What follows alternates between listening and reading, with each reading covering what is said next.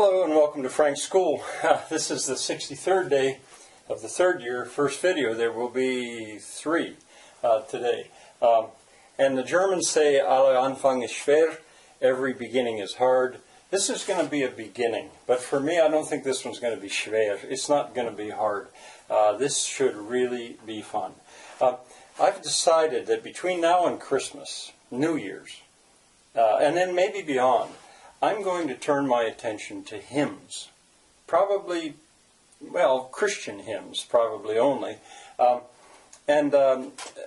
talk about them, I'll analyze them, and then I'll give you an opportunity to hear them on YouTube. Now, why I'm doing it right now is because Thanksgiving is coming. Harvest Home and All Saints' Day are already passed within some Christian church calendars. And we're coming into the Christmas season, and there is so much wonderful music there. The hymns, the Christmas carols, but the old ones, they're the ones that I'm going to turn my attention to. The ones that you would find in a hymnal. And this is a material that I have wanted to teach about before in public school. But it's tricky in public school, since it's religious, and it might seem that I'm teaching religion. Well, that's not going to be my approach. Sure, I'll talk about the religion, but I want to look at this body of music and literature in terms of its music, its harmony, its tunes, its text, the verse form, the syntax, and more. I'm going to start with a hymn, Praise My Soul, the King of Heaven. One of the reasons I'm really unusually excited about this is because I wanted to have an opportunity to give you a link where you could hear the piece done well elsewhere on YouTube. And I looked for another one. We gather together to ask the Lord's blessing. Well, that's very famous, and it's on there many times. But not really what I wanted. I was looking for a small choir singing a cappella. Where you could, and with nothing fancy done, no fancy accompaniment, no arrangement, no descant, just straight out singing in four-part harmony, because I am a very big fan of singing in four-part harmony, with or without accompaniment. And in this case, it'll be without accompaniment, a cappella we call that. And I wondered, since I couldn't find it on YouTube, and I thought, well, maybe I can be consistent, I got thinking about reassembling my own choir, the Dutch Corner Concert Choir. But then I also thought about the Mennonite community. The Mennonites in this area love to sing, and a cappella is fine with them. And in my experience, when I've been in their church services or among them, they sing very well. I noticed that. They've been singing ever since they were little children. In the schools, which are often not public schools, they stop and sing often, hymns often, and they love to do it. So I had a friend, have a friend, Michael Fisher. I know him well. He actually sang in my choir for a while, and I told him what I was interested in doing, and he said he thought he could find me some voices. I was looking for 8, 2 for each part, 2 sopranos, 2 altos, 2 tenors, and 2 basses. And he thought he could do that. But I also had in mind his children. He has a very large family already, although he's a young man. And I asked if his 2 oldest boys could possibly be among the sopranos. And he put this together.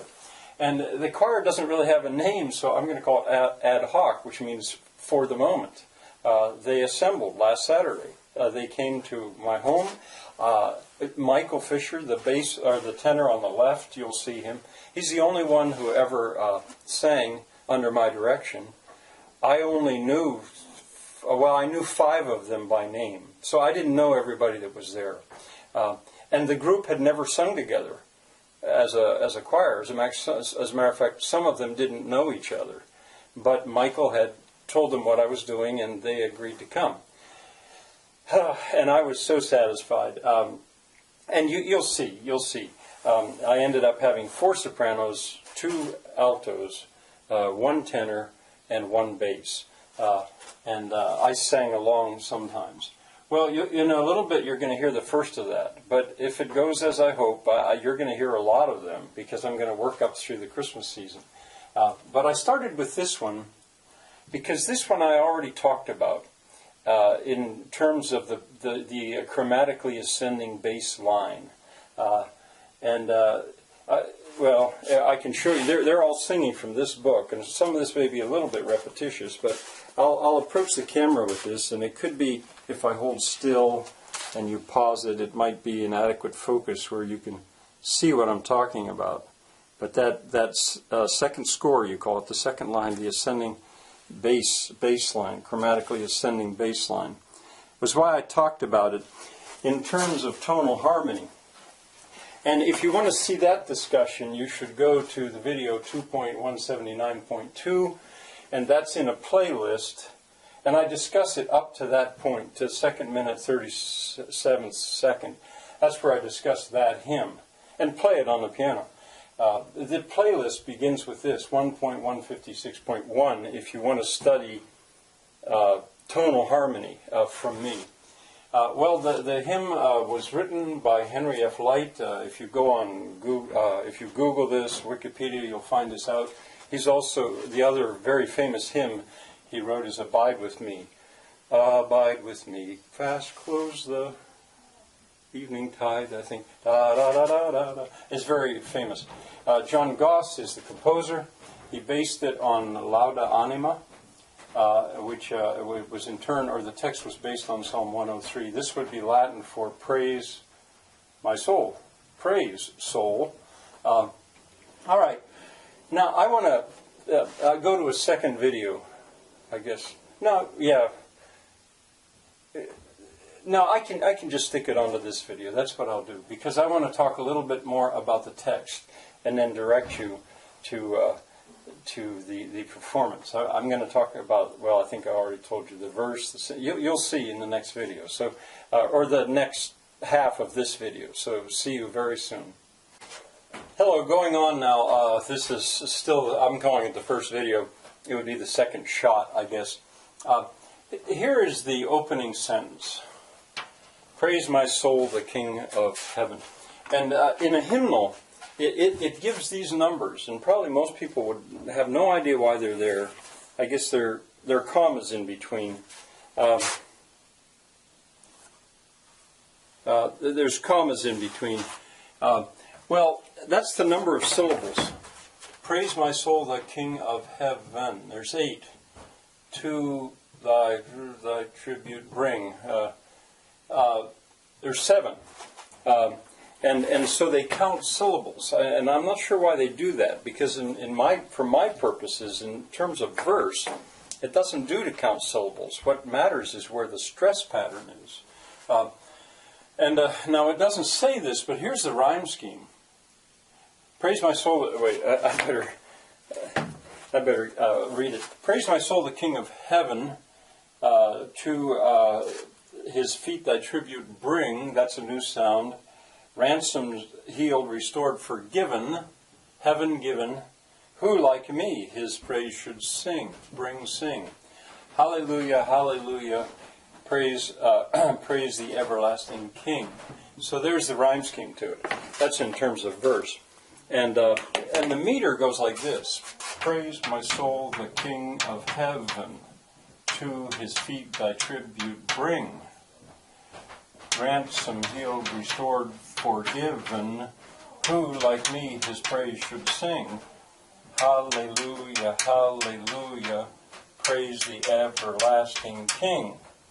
Well, this is dactylic. This is dactylic because there's 4 feet per line. That's dactylic tetrameter. Dactylic because it goes strong weak. Each one of these is a dactyl. Now here, it doesn't have the weak beat at the end, and that gives it a little bit of the effect of common verse. Well, okay, that's about the verse.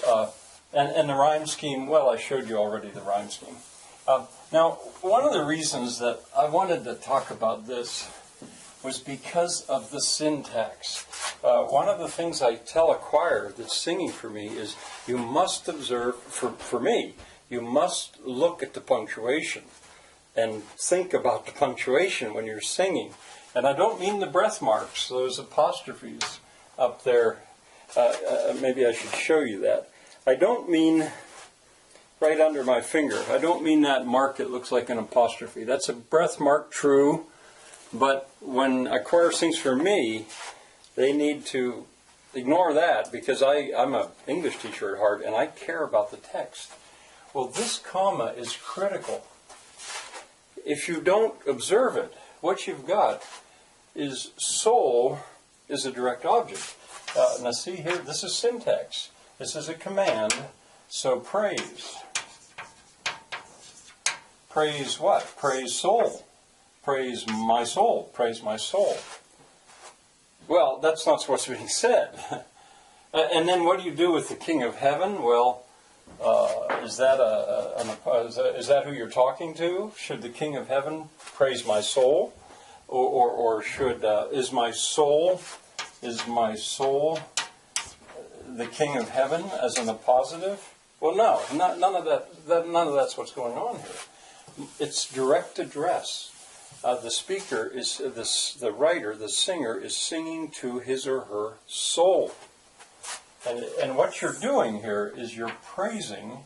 It is a command, and the sentence begins right there. So you praise, but you're supposed to praise. The direct object is king, and it should be capitalized, because by standard writing, spelling in English, when a word refers to God or Jesus, it's capitalized. Now, if King of Heaven is his whole title, well, then heaven would be capitalized as well. But if of heaven is describing what king do you mean, well, then it's going to be under here. Which king? The King of Heaven. And heaven would not be capitalized. Let me see what they did in the text. They did not capitalize it, so they've got it this way. I had capitalized it before because I think of it as the name of the song. So praise, the King. Praise the King.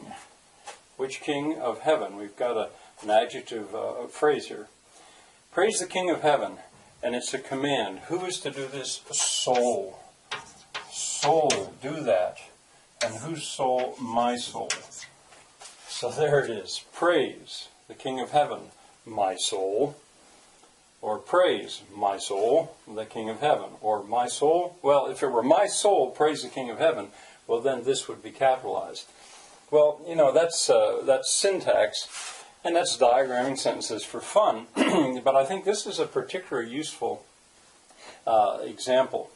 The second sentence in it is considerably more complicated, and I may look at that, but now I want you to see the video of them singing, the ad hoc choir. Boy, I could grow to love that group of singers. And remember, this is the first time that they'd ever sung together, so that'll be number 2. So enjoy. Bye for now.